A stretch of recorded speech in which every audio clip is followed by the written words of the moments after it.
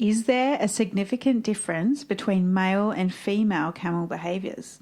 That's what we'll be talking about on this Camel Q&A. This is the Camel Connection podcast. Welcome to our weekly Camel Q&A. This is where you ask a camel question and we answer it. I'm Tara. And I'm Russell. And together, with other camel experts, we answer your camel questions.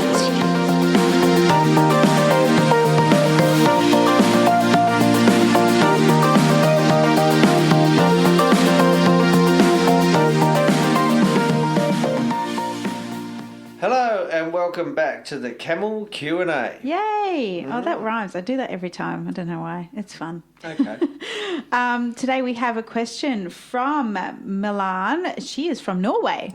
Which is incredible, and she calls herself the future camel owner. Excellent. She says, hello. I really want to ask if there is a significant difference in behaviour between female and male camels. Like with horses, the mares are often said to be more stubborn and to have a bigger temper, while the males are more easygoing and with more stable temperament. Do you see such a difference in camels? Hope to see this message and will answer it for me. Ultimately, at the end of the day, every camel has a different personality. That is the key. But it's not like the horses in the sense that the mares can be, or the female horses can be a little bit more antsy because, you know, they're ovulating and whatever. Because in the camel world, the bull camel is the one that comes into season, not the female camel. Yeah, I suppose also, well, with the female camel, I mean, I'm just thinking of when it's got a calf and being protective. Yes. So know, there's that's many animal behaviour. Yeah, there's many variables, I think. But if we just go back to the basics here, and we just look at okay, so there's someone who's considering owning camels. Should they get a castrated male or should they get a female camel? Because that's the most common situation and that we have within our clients. So like, should I get a castrated male or should I get a female? And my question is, well, simple answer is, well, it doesn't matter, but you've got to really like the animal. Absolutely. You want to speak on that a bit? Yeah, I do. Yeah, look, it also depends on your purpose. If you think that maybe in the future you want to breed, then perhaps a female is a good idea. But that's the only thing I can think of. That's obvious, yeah. You can have, and we've got one in our herd, a matriarchal camel, and she pretty much... Yeah, she's female. And she pretty much bosses the others around, but is an incredible camel to work with.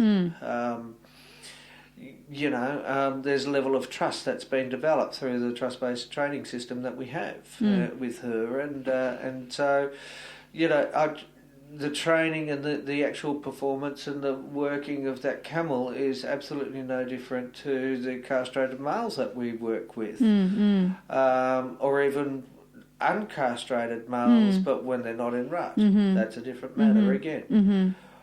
So, yeah, it really does depend on the relationship that you develop and the trust and the love and the bond and the knowing that the camel has of what's expected from them systematically and that you actually have tools up your sleeve to be able to manage and handle the camel in different situations and circumstances and behavioural patterns. So I think as an example, so we can answer this question properly and thoroughly, is like we have a herd of 10 camels and we've had more, a lot more. Oh, over the years we've had, at the moment we have 10 camels. Next month that could jump to 20, who knows? It happens sometimes. But ultimately I think we have 6 boys and 4 girls? Yeah. Or 5 boys, right. Something like 6. that. Maybe we have 11. Oh, gosh, I don't know. Anyway, so, and I would say, well, we have one uncastrated camel. He's young. He's probably about 4. And he is showing no signs of any bull behaviours whatsoever. No. If you are considering on buying a camel that is uncastrated, a male camel, you need to consider the following things. How mature are they in the sense of how old are they? Because if they're between the ages of 0 and I don't know, it really does depend on the camel, but 0 and 3, they generally don't show a lot of bull behaviours, generally. But we have heard of camels that have been 2 years old showing bull behaviours. Absolutely. So it all varies differently. But if you have no intentions to breed and you are inexperienced with camels, do not buy a bull camel. No. If they're an older, like if they're 5 years and older, and they definitely show those Or tendencies. you maybe have had other large animal experience, and that sort of thing's not going to bother you so much because you've had experience previously. Well, it's more the dangers involved when they come into season. Oh, totally. So that's Yeah. I mean, people have been killed because of that not knowing. So that. And that's why I'm saying, like if you've got that experience of large animals and you understand animal psychology, that things can shift around pretty quickly. Yes. And you've got to be able to read the animals and have it, what I always call an escape plan. Where's the gate? Yard, where's the escape plan? Yeah. And you can see that the camel's starting to get a bit bully in their attitude, and you've got an avenue out rather than trying to press on with something that could end up being quite dangerous. Yes. But most people don't intend to breed, and most people just want them as a pet or as a use of transport, what have you. Yeah. So let's go back to male or female. So when we say male and female, we're talking about a female, obviously, and castrated or a young male. No, yep. We would say that, again, the most important thing is that you like the camel. So do not buy on a whim. Do not buy just because that's the only camel that's available this month. No. I would visit the camel. I would check out its history. I would talk to the owners in detail. And if the owner is saying, oh yes, it's a trained camel, get them to show you how trained. Yeah, and by that too, you also see how they have handled the camel, which will give you a great indication on what you need to do yourself or some things you might need to undo. Yeah. Because that's a thing as well. The way that you want to do things, yeah. Yeah. So that's really the main point here is you've got to get a feel of if this relationship's going to work. Really. I mean, that's what it comes down to. That's right. Because there's camels in our herd that I don't particularly like working with. So I don't. I mean, I will if I have to.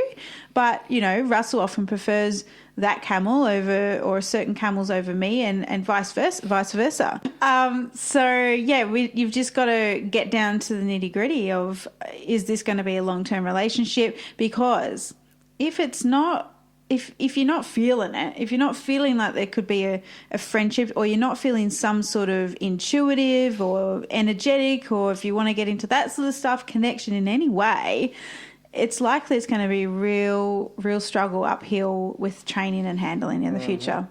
Yeah, I agree with that. Yeah. Yep, totally. Yep, absolutely. You got to love your camel. You do, yeah. Yep. I mean, maybe quickly tell your story of how you brought a camel of Wabi, how someone didn't like him and then you dealt with him and it turned out really well. Oh, look, quite often, it's a case that when someone actually doesn't get along with their camel, I mean, a common thing to do is to give it to someone else to handle. It doesn't mean it's a bad camel. No. I don't think there's ever such a thing as a bad camel, but there can be personality clashes. Yes, and I've seen that. And that's just nature. Yeah, that's just nature. But if you like your camel, you've seen the camel, you've whether it's female or male. I must admit, I sort of think, the female camels are really sweet in their behaviours and their sort of attitudes towards people. But at the same time, I've also seen female camels really go for it and be, quite protective or matriarchal. See, I think the boys are sweet. Yeah, and there you go. I mean, it's all in the eye of the beholder, really. Yes, yeah. As far as tracking goes, and this is particularly for the Australians or people that are actually out there in countries where there are bull camels floating around, and you're wanting to track throughout that country. it makes no difference whatsoever whether or not you've got female camels or male camels in your herd as you're going through country. That's a good point. Because a bull camel in their country, in their area, will be protective of that area or of their herd, or they'll want to add to their herd, regardless. It doesn't matter whether it's male or female. They'll want to do something most of the time when they're in rut. So whether you've got females or males and tracking, it's not going to make a great deal of difference at all. I mean, yes, the females do offer a scent, if you like, which is a bit more attractive and telling the bull camels that they're ready. But nonetheless, he's going to find them. That's right. And whether it's male or female, it doesn't matter. But, you know, there's this thing about bull camels in rut where there's they've got no friends and no fear. And they'll do whatever it is that they want to do. Yeah. Well, that's a great question. I love this. I love that we could answer this for you. And everyone who's listening, if you've been wondering about this, I mean, it is a very common question we get. So it's not likely that anybody listening, at least someone, has got the same question. So we hope that you found this helpful. If you have a camel question, do you know how to get it answered? Yes, through this podcast.